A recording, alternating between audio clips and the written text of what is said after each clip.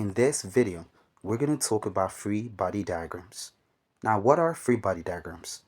Free body diagrams are basically concrete diagrams, I would say, that are used in order to understand laws of motion in physics as you pay attention to individual parts of a problem in concrete form.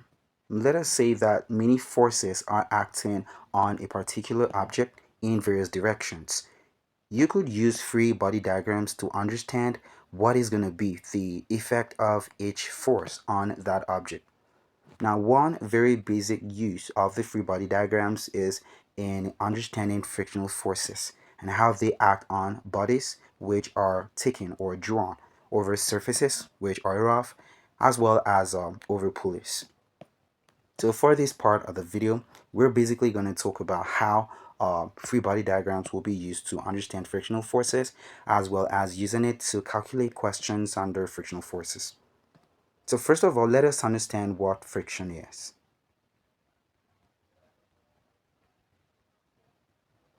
So friction is a force that tends to oppose the motion of an object over a surface.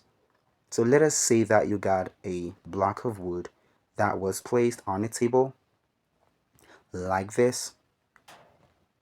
And so you got some force that was applied in this direction, which tends to move this object in this direction. Now, as a force is applied in this direction, there is actually a counterbalancing force that acts in the opposite direction. That force is called as a frictional force.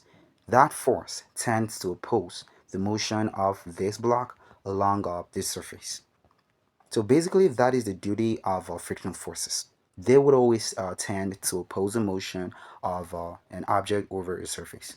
Now, frictional forces will work very effectively in a case where you have a surface being very rough. If you got the surface being smooth, the amount of the frictional force that would act on that object would basically be, would drastically be reduced, as a matter of fact. Now, there are types of frictional forces. The first one is static friction.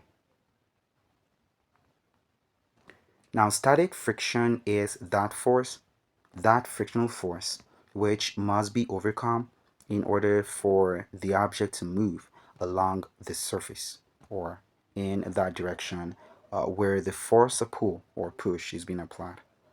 So if we pulled this block of wood in this direction, there is actually going to be a force that would act in the opposite direction. That is called the static friction. It is going to be called as the static friction if this block does not move. If the block moves, however, there is going to be another force which would act in that case. Now, you need to understand that whether or not this block moves, there is always going to be a friction as far as you got the surface being rough. So just bear that at the back.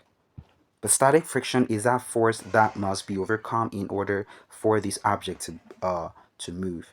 Now, because we got that the object does not move, the force that acts there is actually the static force. It opposes motion. Most times that happens if you got FA. If you got FA to be less than Fs, that is the applied force is less than the static frictional force. If you got this, the object is not going to move. So remember that one. Now the second one is the limiting friction. Now limiting friction is the highest form of the static friction. This is the threshold of the static friction, the highest amount of the frictional force that completely opposes the motion of an object over another surface. So if we got this block of wood, and this is our table, and the force applied is in this direction. If you got that FA is equal to Fs, okay, this is what is known as the limiting friction. I think I need to write this as an L, so I'm going to change that out. Yeah. So this is going to be limiting friction. Limiting friction, that is the frictional force that must be overcome before the object just begins to move over the surface, along which you're actually dragging it. So this is going to be called as a limiting friction. But you need to understand that the limiting friction is actually the threshold of the static friction. It's a kind of a static friction in a way. Just that this amount is the highest amount of the static friction or the opposing force that will be present within that rough horizontal surface. Now, thirdly, we got the kinetic friction or dynamic friction. Now, kinetic friction, that is a frictional force that acts in an object or acts between the surfaces of objects which are moving over each other when you got the object already in motion. So if we apply the force and we had it that this object actually begins to move, there is going to be a frictional force, of course. Whether it moves or not, there is always going to be a frictional force present within the free body diagram. So you just need to bear that at the back.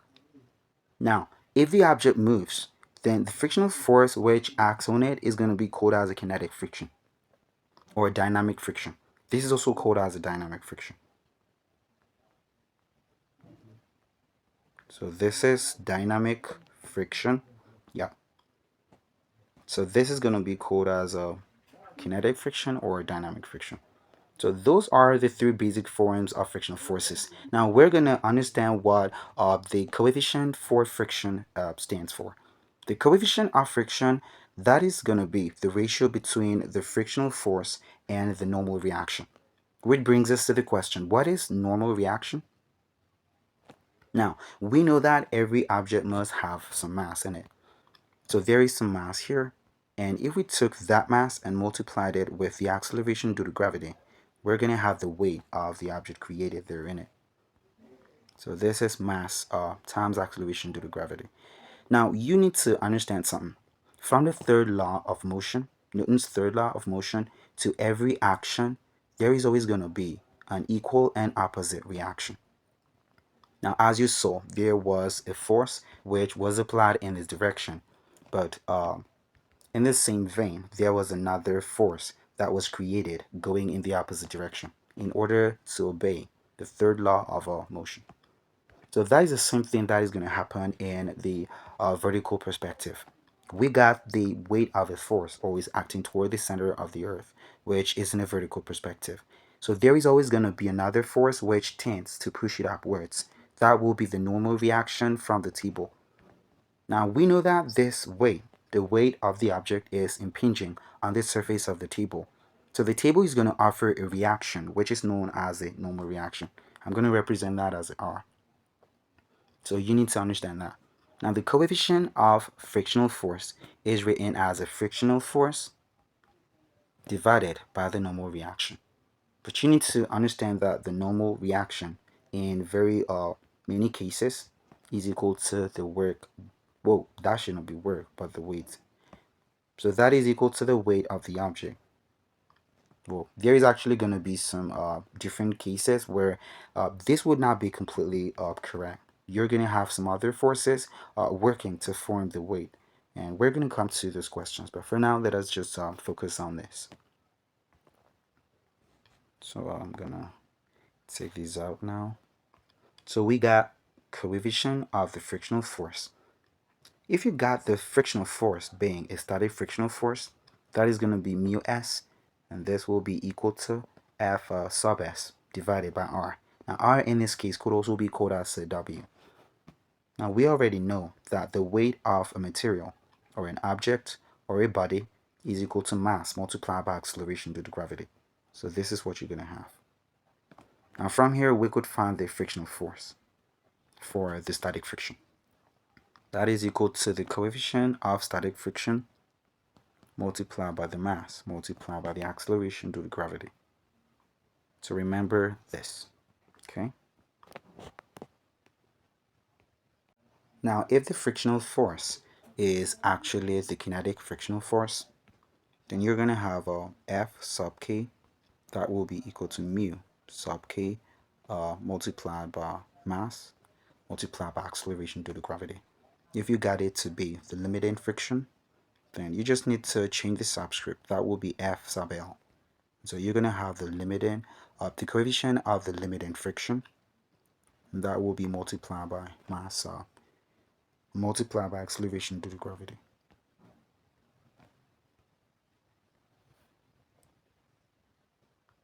So we're going to take some questions under this first part and really understand how this actually works. So the first question here says, a 10-kilogram box rests on a horizontal surface and the coefficient of static friction between the box and the surface is 0.04. So what is the maximum force that could be applied horizontally without moving the box? Now, in order to understand this question, you need to understand that for the box to keep still and not move over that surface, that is without moving, that means we got static friction at work in this system. So let us try to bring out the free body diagram for this stuff. So I'm going to use this. I think I'm going to, well, okay.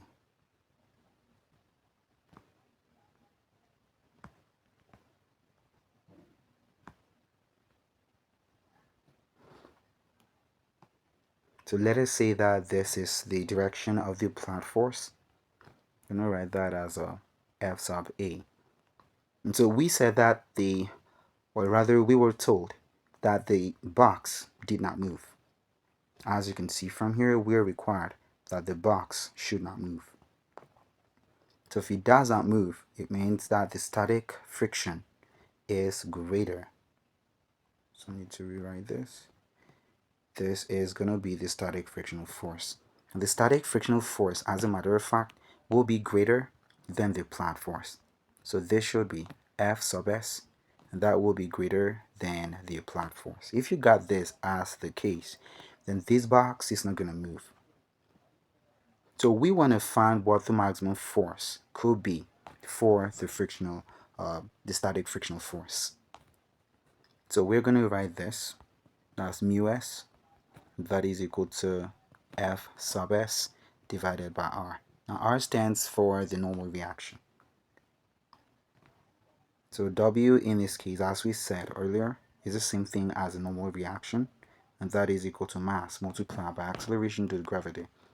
Now we were given mu s to be, that was given as 0.4. We're told that the mass of the block or the box is 10 kilogram. So what is going to be the weight?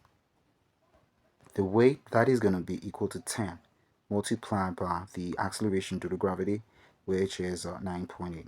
This should give us 98 newtons. That will be the weight of the block, or the box in this case. And as a matter of fact, that is going to be the normal reaction also. Now we also got mu s, that is equal to 0.4. So we got to place that there. Therefore, the frictional force, which is a static friction in this case, that will be equal to R, which is the same thing as mass multiplied by acceleration due to gravity. That will be multiplied by mu s. So that is 98 multiplied by mu s, which is 0.4.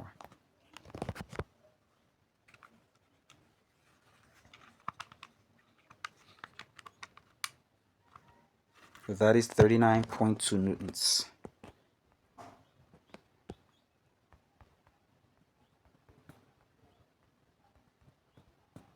This is going to be the static frictional force. What that means is this force that was applied in this direction was less than this force. It was less than 39.2 newtons.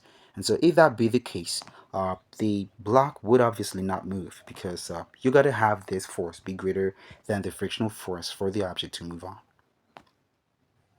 Now the next question is, if the force of 30 newtons was applied, will the box move or not? Now as you can see, we got that the force which is applied is obviously less than the frictional force. This is 30 newtons. Now as we said earlier, if you got F sub S be greater than the applied force, or you got it this way, F of the plot force, that is F sub A, be less than the frictional force. If you got this to be the scenario, then you're not really going to have that object moving over the surface. So just bear this at the back.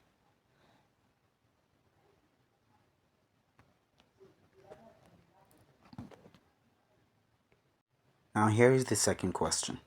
A 5 kilogram object is pulled along a horizontal surface with a force of 50 newtons. So the coefficient of kinetic friction is 0.3. So we need to find the force of kinetic friction.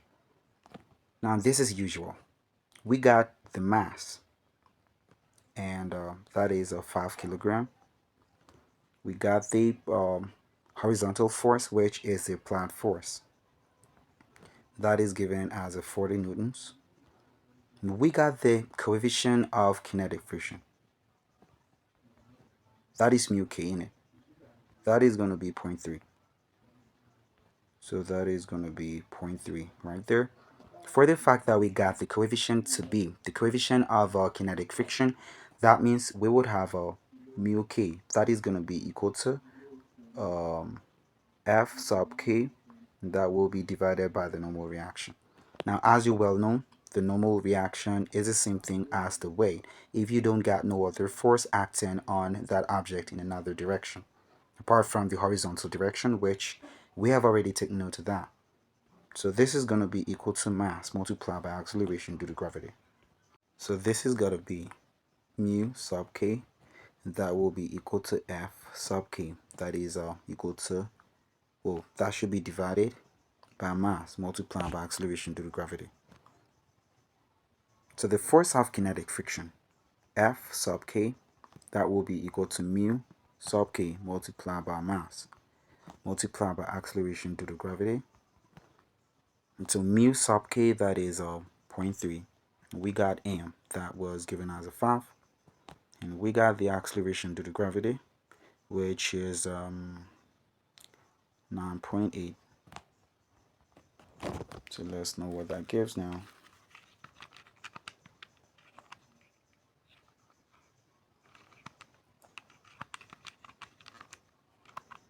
That gives us 14.7 newtons. This is going to be the force of kinetic friction. Now, we need to find the net force. So I'm going to highlight this in red, and I'm going to take these ones out. Now, in order to get the net force, that is going to be equal to the plant force minus the kinetic frictional force. So that will be equal to plant force, which is 40. That will be 40 minus 14.7.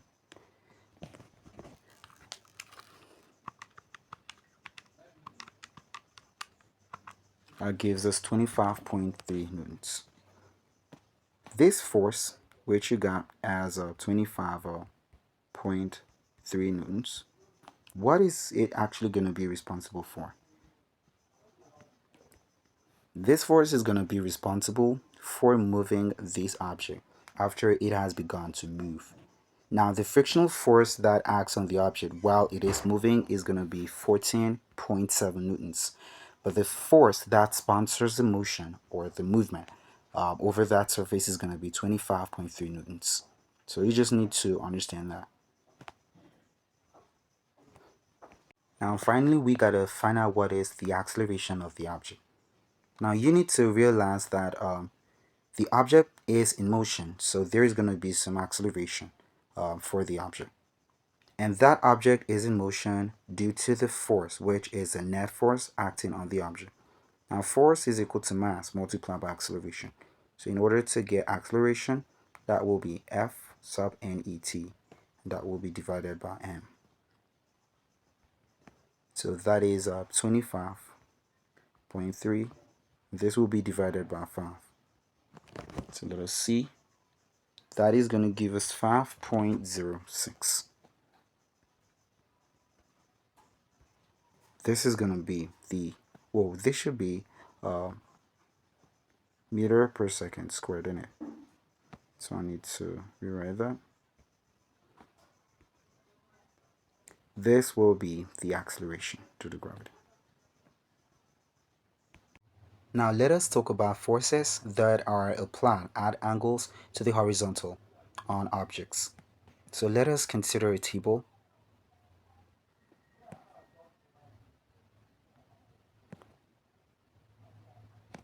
And on this table, you got a box that is placed on it. Now, if you got force applied at some angle theta to the horizontal, let us say this is F sub A, the applied force. So we got to draw a form of the horizontal.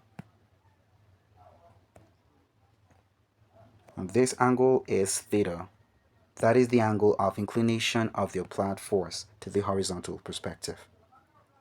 Now, because we got this, we must resolve this inclined force to the horizontal component as well as a vertical limit. So let us try to do that. To redraw that. So here we're going to have F sub Y. On this side, we're going to have a F sub X. Now, F sub X, that is a horizontal component in it. Now, how do you represent that? That should be represented as a F sub A cosine theta, or you could just well leave it as a F.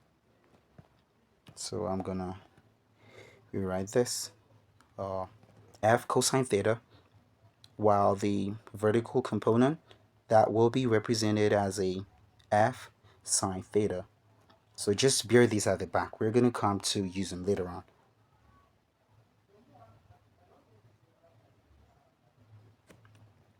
Now you also need to remember that the mass of this box is going to create a weight.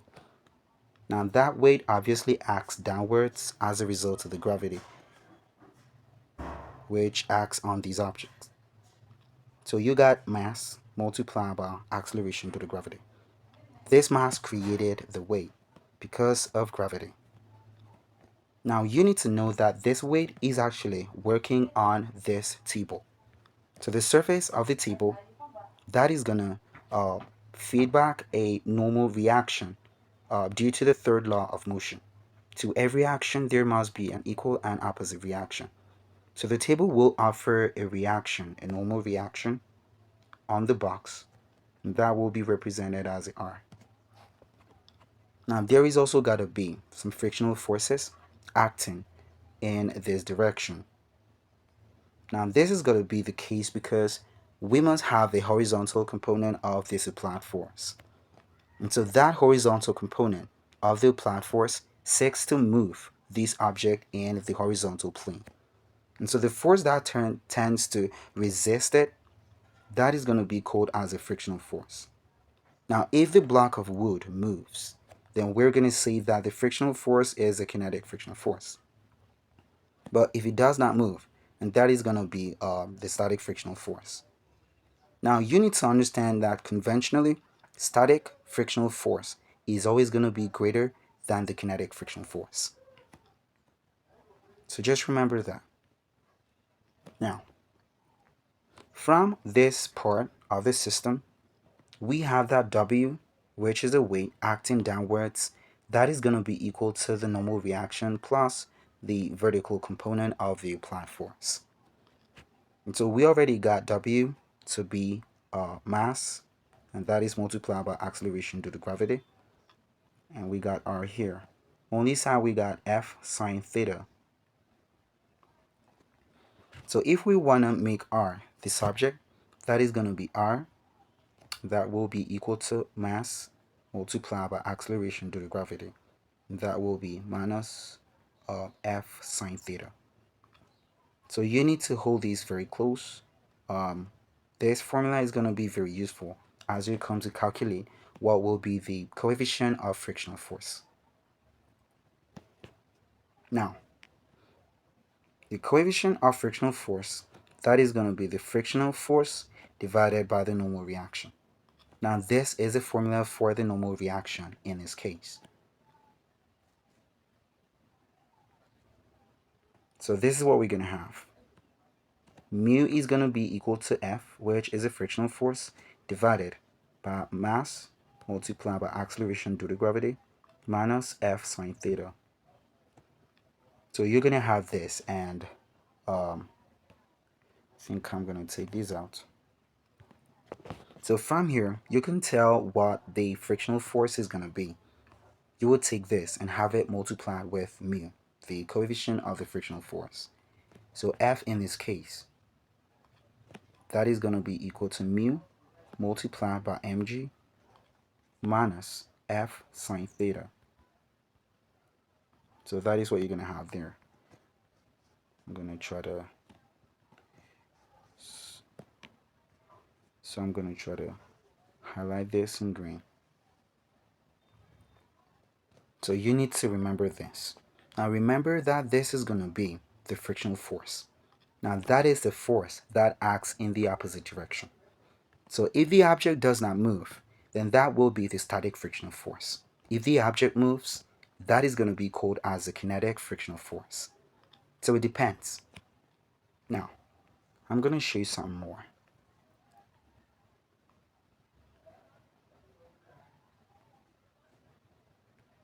So let us say that the object moved. So that will be the kinetic frictional force. And so this is going to be kinetic, the coefficient of kinetic friction, and that is going to be mass multiplied by acceleration due to gravity minus F sine theta. And if you got the force being the static frictional force, that will be mu s. Well, and this is going to be mg minus F sine theta.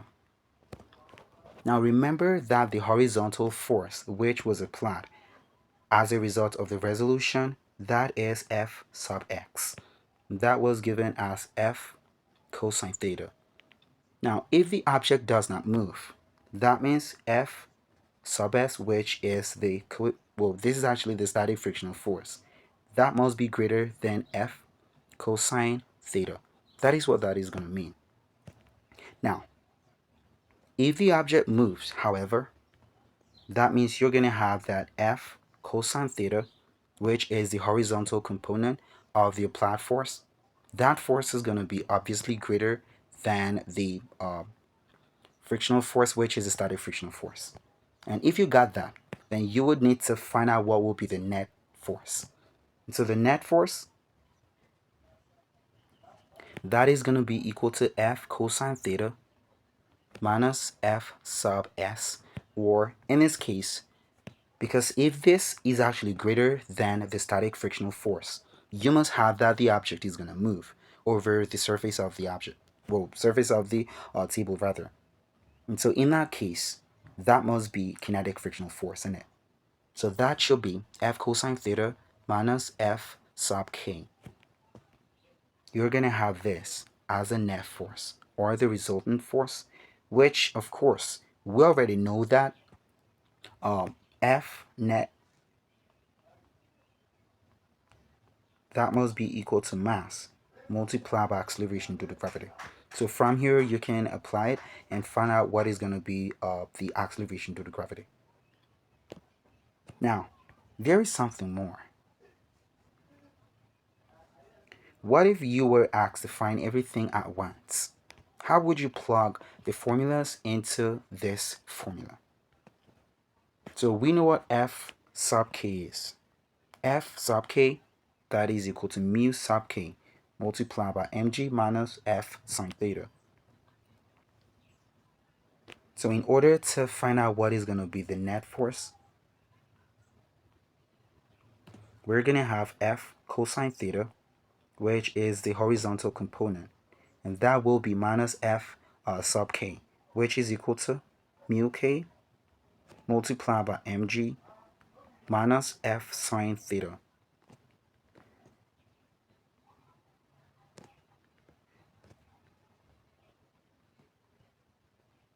So this is what you're going to have. And so here comes a new equation. Oh, so I need to redo that. Yep. So this is what you're going to have. Now we're going to take some questions that apply this principle. But just before we do that, we want to understand something more.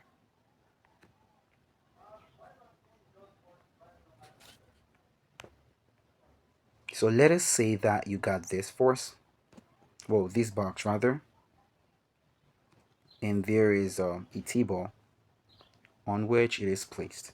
So I think I'm going to redraw that.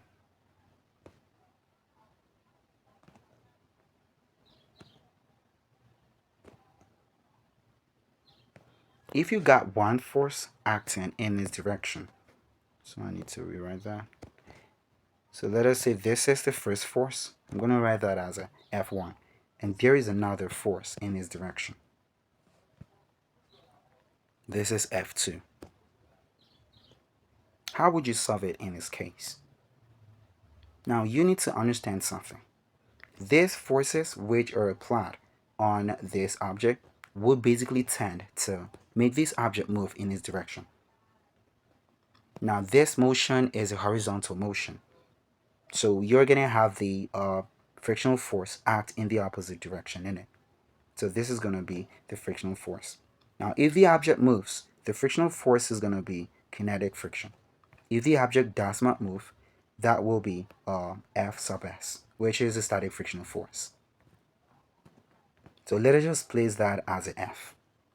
Now here you're going to have the weight. We have already established that weight must be equal to mass multiplied by acceleration due to gravity. And here we're going to have something. So first, we're going to have the vertical component as a result of this force. So I'm going to write this as a theta. And here you're going to have Fy. And there is also got to be another force in this direction, which is going to be F sub x. So as you can see, there would actually be two forces acting in this horizontal. F2 is the direct force which was applied without inclination to any angle. That is, the inclination of the angle is actually inclined at 0 degrees. Fx is going to be the horizontal component as a result of this. So F sub x, that will be equal to F1 cosine theta. Fy, that will be equal to F1 sine theta. This is what you're going to have. But there is also another force which was added. So I'm going to write that as F2. So the total forces which are acting in the horizontal perspective to this direction, they are actually going to be F2 plus Fx. This is the total amount of forces acting in that direction. Now, as usual, we know that mu, which is the coefficient of frictional force, is going to be force divided by normal reaction.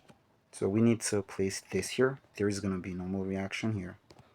That is an R. We have already established that R must be equal to mg minus F sine theta.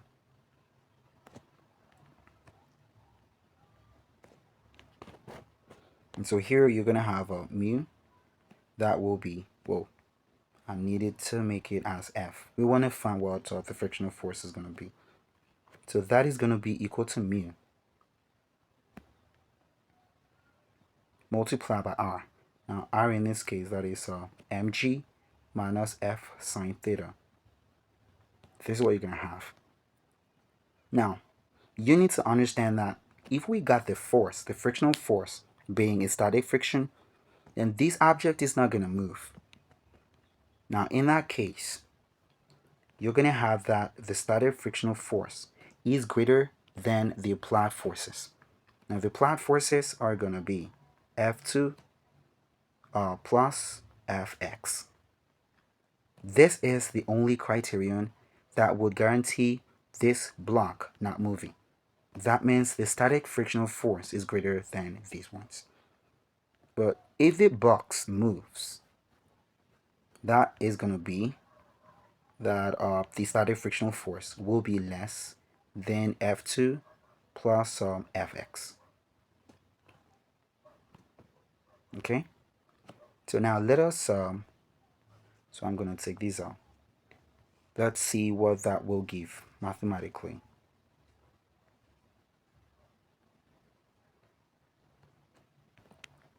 So first, we have found out the force or the frictional force, which acts on the object in the horizontal perspective.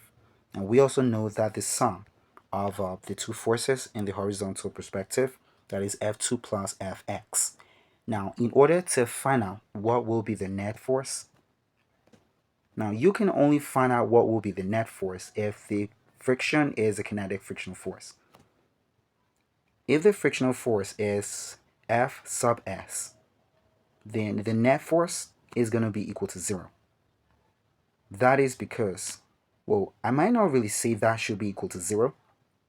That is going to be some value, but obviously that means F sub s will be greater than the sum of the two horizontal forces. If that happens, you're not going to have that object move anywhere. So stuff is just going to stay right where it is. But if you got F being less than the sum of these forces, then there is going to be some motion. So that translates automatically to kinetic friction in it. Now, for kinetic friction, you could have F and ET. That is a net force. And that will be equal to F2 plus Fx. And this will be minus F sub k. This is because the object moves, so you must have it as a kinetic frictional force. Okay.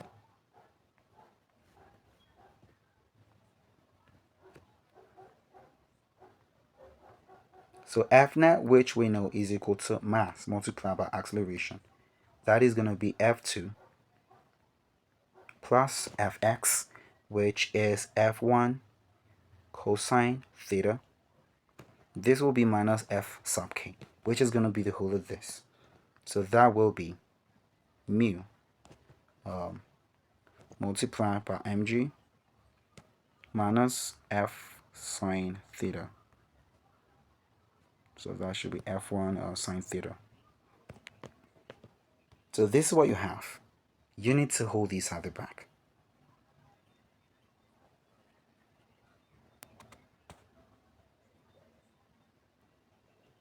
So we're going to take questions that involve the principles that have been derived here to see how stuff works. Now here is the third question. A 20-kilogram box is dragged across a horizontal floor for a distance of 8 meters at constant speed. Now the coefficient of the kinetic friction is 0.2. So we need to find the frictional force. Now what is going to be the type of friction working in this system? This is going to be kinetic friction because as we were given, the coefficient was the coefficient for the kinetic friction. And apart from that, we know that the box was dragged across the horizontal floor. So there was actually some motion that was done. And in that case, we must have a dynamic friction, which is also called as a kinetic friction. So the mass, that is equal to 20 kilogram. And we also got the distance. I'm going to write that as an S. That is equal to 8 meters. We got the coefficient of kinetic friction. That is equal to 0.2. So the frictional force obviously from here is got to be F sub k. Now what is going to be the normal reaction? We have already established that the normal reaction in basic cases is always going to be equal to the weight of the object. So that is equal to mass multiplied by acceleration due to gravity. So we got the mass to be equal to 20 and the acceleration due to gravity, that is going to be 9.8.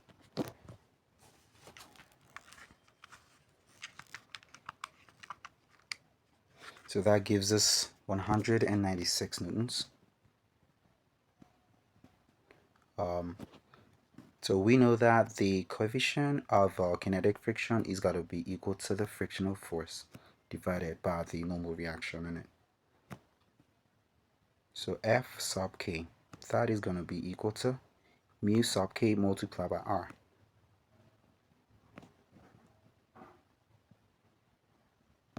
Now mu sub k, that is 0.2. We got to multiply this with 196.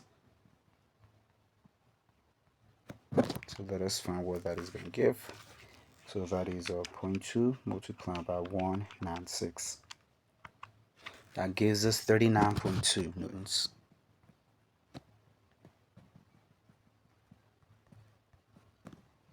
So this is going to be the kinetic frictional force that acts on the object.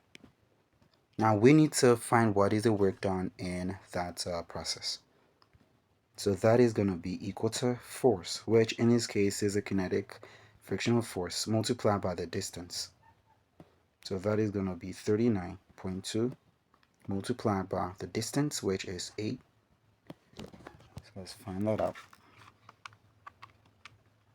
That gives us 313.6 joules. So this is going to be the work, 313.6 joules. So here is a question for us. A 15-kilogram box is pulled on a horizontal surface by a force 50 newtons acting at an angle 30 degrees above the horizontal. Now the coefficient for kinetic friction is given as 0.25. Now the box starts from rest and is pulled for 6 seconds. So first we need to find the distance covered. Secondly, we're going to find the work done by the applied force. And lastly, we're going to find the final velocity. So first, let us bring out the parameters. We got the mass, that is m, and that is equal to 15 kilogram. We got the force which was applied in it. So that will be F sub A. And that is going to be equal to 50 newtons. Next up, we got the angle. The angle in this case is 30 degrees. And we also got mu, which is the kinetic friction. So I'm going to write that there. That is 0.25. We also got the time. Now before then, we know that the box started from rest. Now if stuff started from rest, it must have an initial velocity, which is equal to 0 meter per second. Now it was pulled for 6 seconds. So time, that is going to be equal to 6 seconds. Well, now we need to find the distance covered. Now, distance covered, you could use this formula. V squared is equal to U squared plus or minus 2AS. So that is got to be 2AS. Now the initial velocity, that is 0. So we would actually need to find the final velocity in order to find the distance or the displacement. So in that case, even if we got U, well, V squared rather, equal to 2AS, there's actually going to be some real problems here. We do not know what the final velocity is. As a matter of fact, we are required to find it in the third question. And we also need to find the distance. We also need to find the acceleration due to gravity. So we might not really want to use this one yet, although we're going to use it later on, but not for this first part. So let us use this one. S is equal to ut plus or minus 1 over 2 at squared. So in this case, we already know that the initial velocity is 0. Therefore, ut's got to be equal to 0. So s will be 1 over 2 at squared. Now, we know what the time is, but we do not know what the acceleration is. But we can actually find it from here. So let us go back to the question and try to analyze it. So this is the platform. Let us say this is the box. And this is the angle of inclination. So this is the applied force. And of course, we're going to have the horizontal component, which will be Fx. And there is going to be the vertical component. So that should be F sub y. Of course, there would also be the normal reaction, and there is the weight. And on this side, we got the frictional force. Now, because the box is pulled, that is got to be kinetic frictional force. Moreover, they gave us the coefficient for the kinetic friction, so this must be the kinetic frictional force. Now from here, we already said that F net, which is the same thing as mass, multiplied by acceleration due to gravity, that is going to be F sub x, and this will be minus F sub k.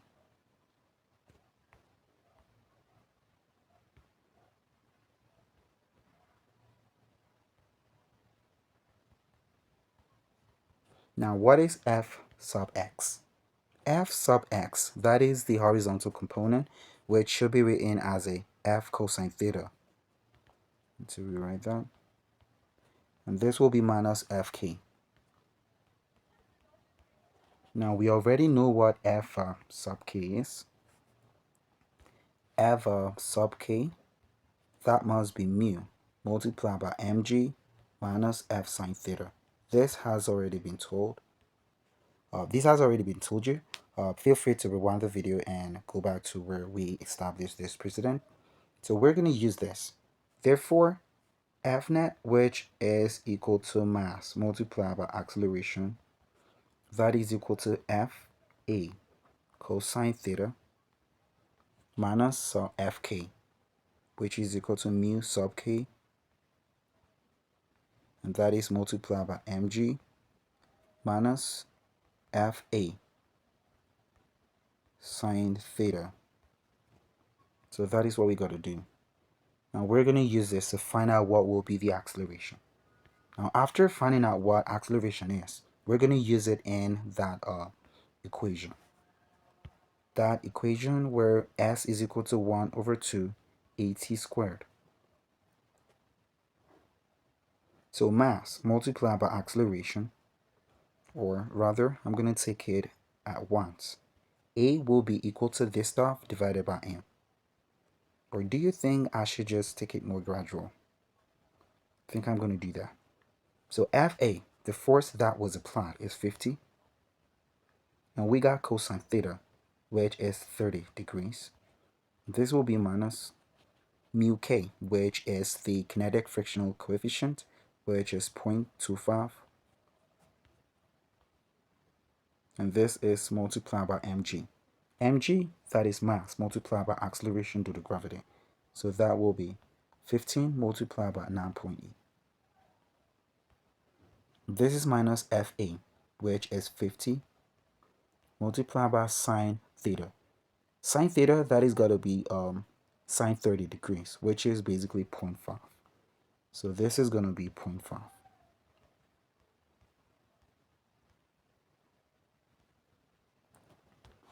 So let us find out what that will give us. We got 50 multiplied by cosine theta, which in this case is cosine 30. And that is minus 0.25 multiplied by 15 multiplied by 9.8. And this will be minus 50 multiplied by 0.5. Now we gotta create another stuff here.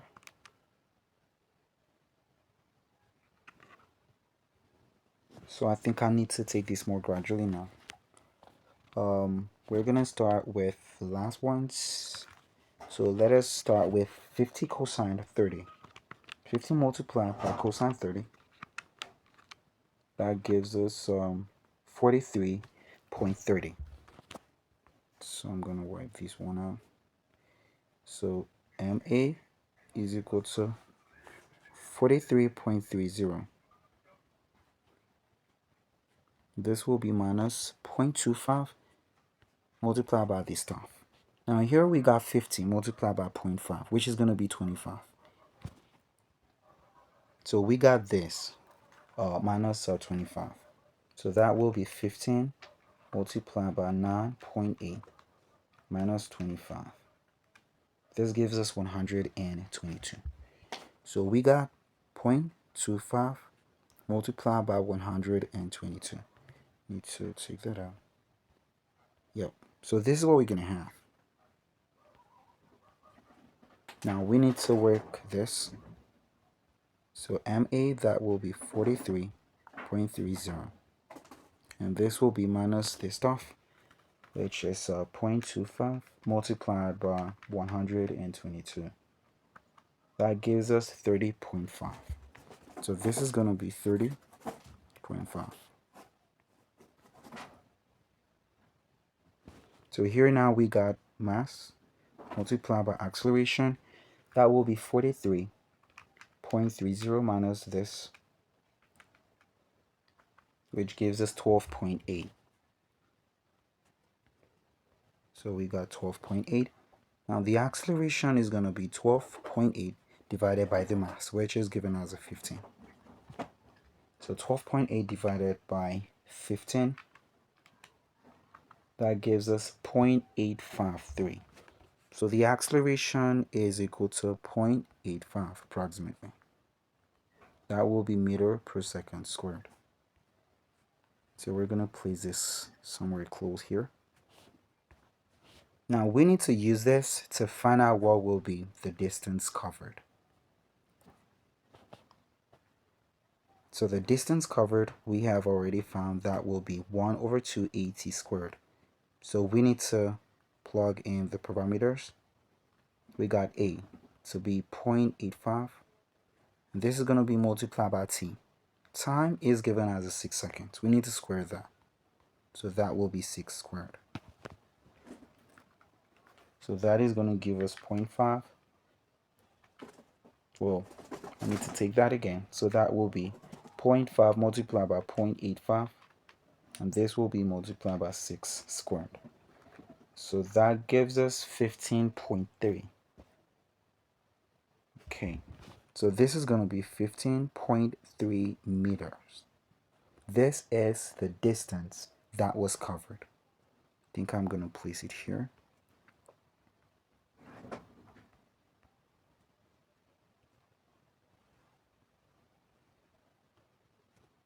Now we need to find out what will be the final velocity. Now we're going to use this formula. V squared is equal to U squared, and stuff is going to be plus 2AS. We know that U is 0. So this stuff is going to get eliminated. So V, or V squared rather, will be 2AS. Now in order to find V, we need to take the square root of 2AS. So that is 0.85 multiplied by 15.3.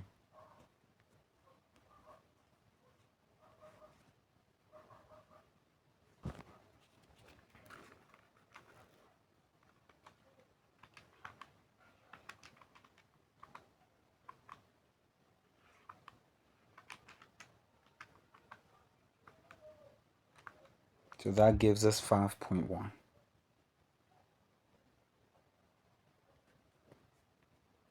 This is the final velocity. And so that is pretty much it. Now what is going to be the work done by the applied force? So I'm going to take these, and these out. So applied force is the net force. What did we find as a net force? The net force was found to be 12.8. So that is going to be 12.8 newtons. Now the work done is going to be equal to the net force multiplied by the distance, which in this case the net force, that is 12.8, and this will be multiplied by, so I think I made a mistake here. This is going to be F cosine theta multiplied by S.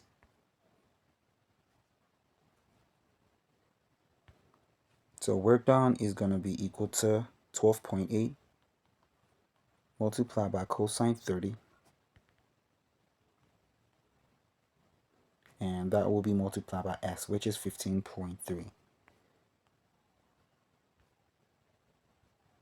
This is 12.8 multiplied by cosine 30 multiplied by 15.3.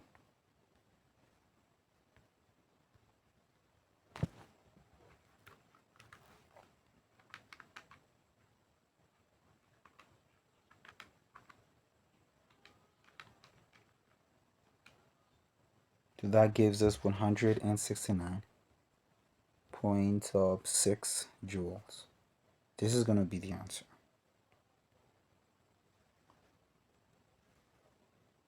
Now, why is the work done equal to F cosine theta? Why is that?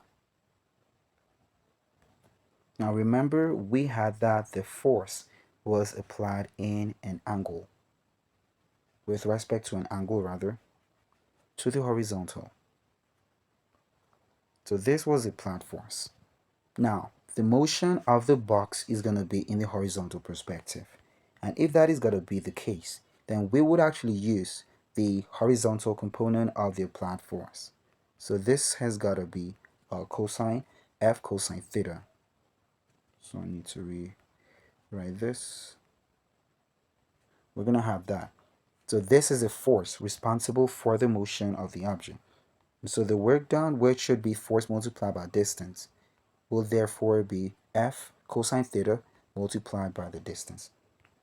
This is also some useful formula that you would actually find useful in your exams. So here is one more question under this. A 12-kilogram box is pulled by two forces. A force of 100 newtons at 60 degrees to the horizontal and another force 34 newtons.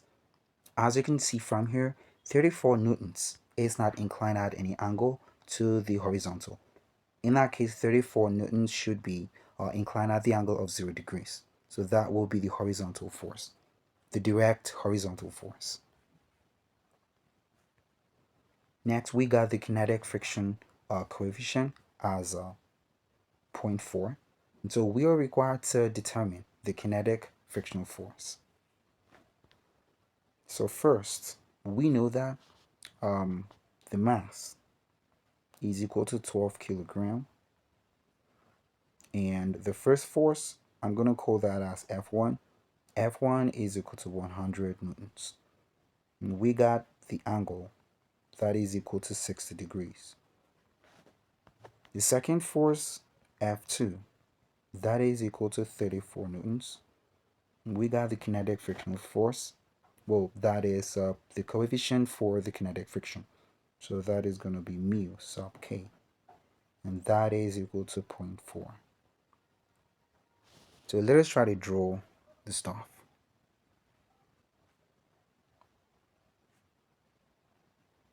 So this is what we got. Let us say this is the block. And this is the first force. I'm going to call that F1. This is another force. We're going to call this as F2. Now, because of this force, which is inclined at the angle of 60 degrees, we're going to have a horizontal component, which will be F sub x. And there is also going to be the vertical component, which will be written as a F sub y. And of course, we got the normal reaction, which is R, and the weight of the object, that is mass multiplied by acceleration due to gravity, and this is going to be the kinetic frictional force. So from here, we need to find the kinetic frictional force. We know that mu sub k should be equal to F sub k divided by the normal reaction. Now first, we know from the derivations which we had in the previous part of the video that R, which is a normal reaction, should be equal to mass multiplied by acceleration due to gravity minus F sub y, which is the vertical component, and that is going to be equal to mg, minus rather, by F1 sine theta. That should be what should be there. So let us try to find out what that will give. So R is equal to mass, which is 12, and that will be multiplied by the acceleration due to gravity, which is 9.8, We got F1, which is 100. And this will be multiplied by sine theta, which is sine 60 degrees. So we got sine 60 degrees. Let us find what that will give us. So that is 12. We got 12 multiplied by 9.8. And that will be minus 100 multiplied by sine 60 degrees. So that gives us 30.997. So this is going to be 30.997 newtons. You got to hold this one close. You're going to use it later on.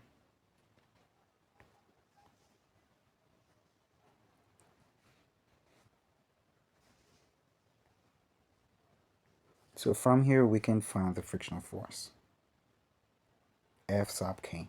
That will be equal to mu k multiplied by r. F sub k therefore will be equal to 0.4 multiplied by 30.997.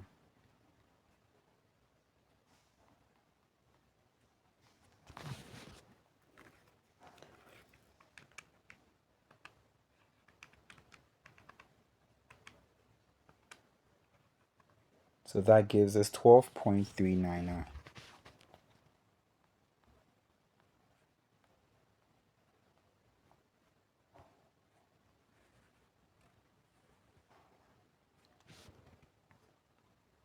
So that is going to be the kinetic frictional force.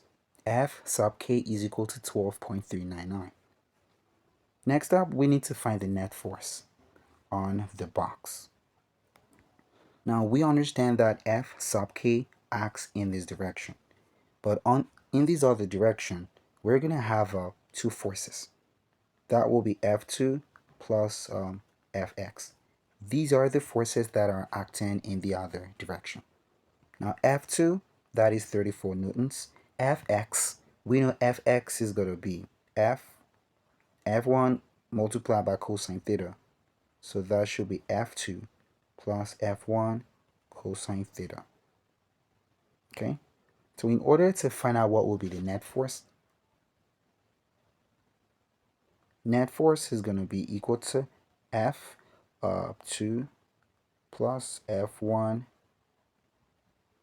cosine theta. That will be minus F sub k. That is because the object is actually moving. Because the object is moving, the sum of the forces in this direction is actually greater than the frictional force. And so we would actually need to subtract that. That will give us the net force. So let us find what this is. This should be equal to F2, which is 34, and that is going to be plus F1, which is 100, and that will be multiplied by cosine 60.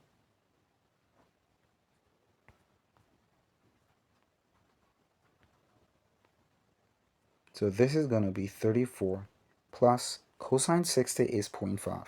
And 0.5 multiplied by 100, that will give us a 50. So here we're going to have a 34 plus 50. That is going to give us 84 newtons.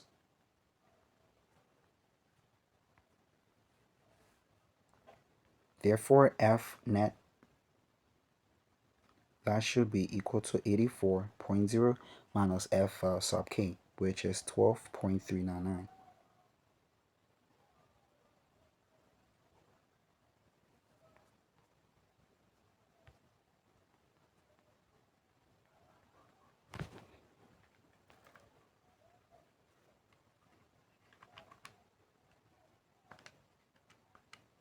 So that gives us 71.6. That will be the net force.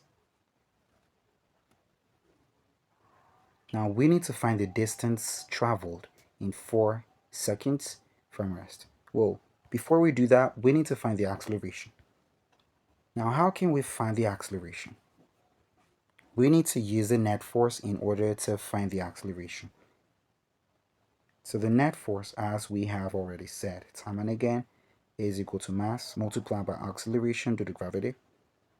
So A is going to be F and ET divided by M. So that will be 71.6 divided by the mass, which is 12.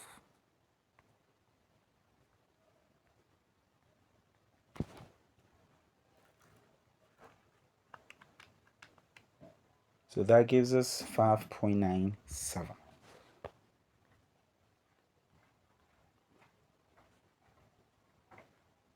This is going to be the acceleration due to gravity.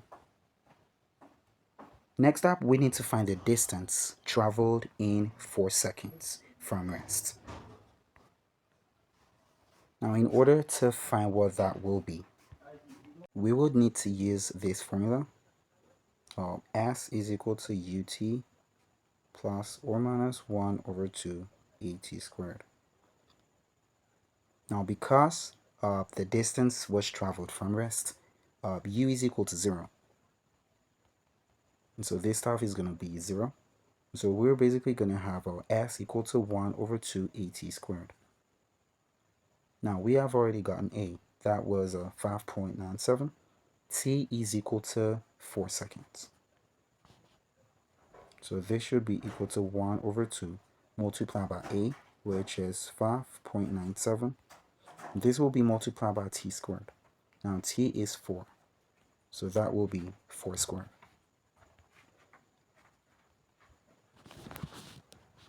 So the distance covered here, that will be 1 over 2, which is the same thing as a 0.5.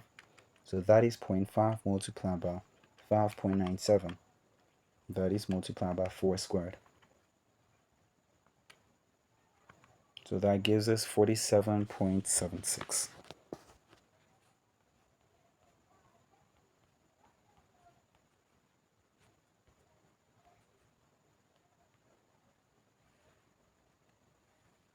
Now next up, we need to find what is going to be the work done by the applied force.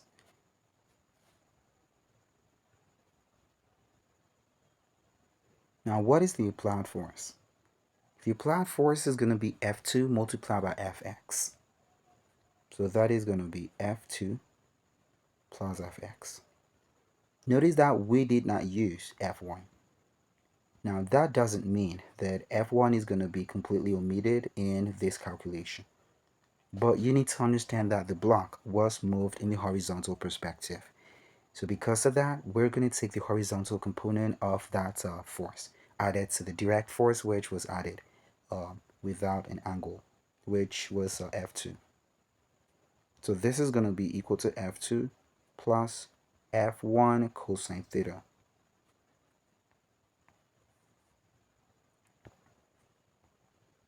Now F2 was given as a 34 plus F1. F1 was given as 100, and that is 100 multiplied by cosine 60 degrees. And cosine 60 degrees is equal to 0.5, so that is 100 multiplied by 0.5, which gives us a 50. So we're going to have 84 newtons. This is the applied force. Now, some of the applied force was used to overcome friction in order to have this block move over that surface. But the applied force is going to be 84 newtons. So this is what we're going to use. As you can see from the question, we needed to find out the applied force, well, the work done by the applied force.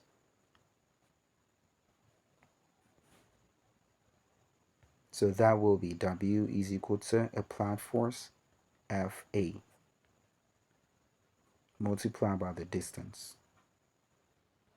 And that will be 84 multiplied by the distance, which was gotten to be 47.76. Okay, so let's see what that gives. So that is 84 multiplied by 47.76. So that gives us 4011.84.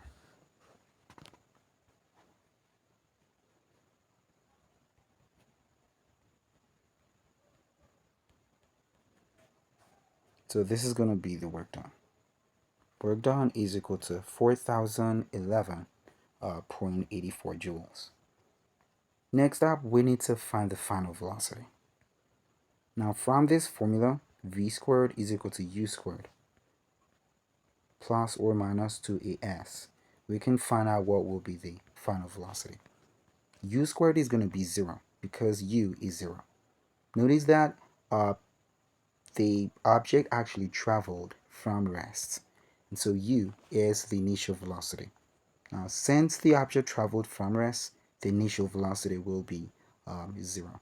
So this should be equal to v squared, and that will be equal to 2as. So in order to find out what will be v, v will be equal to square root of 2as.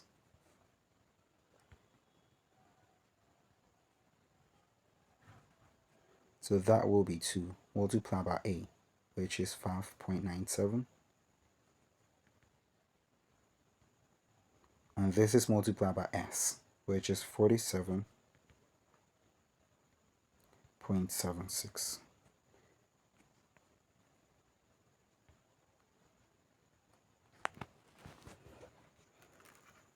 So that is going to be the square root of 2 multiplied by 5.97 multiplied by 47.76.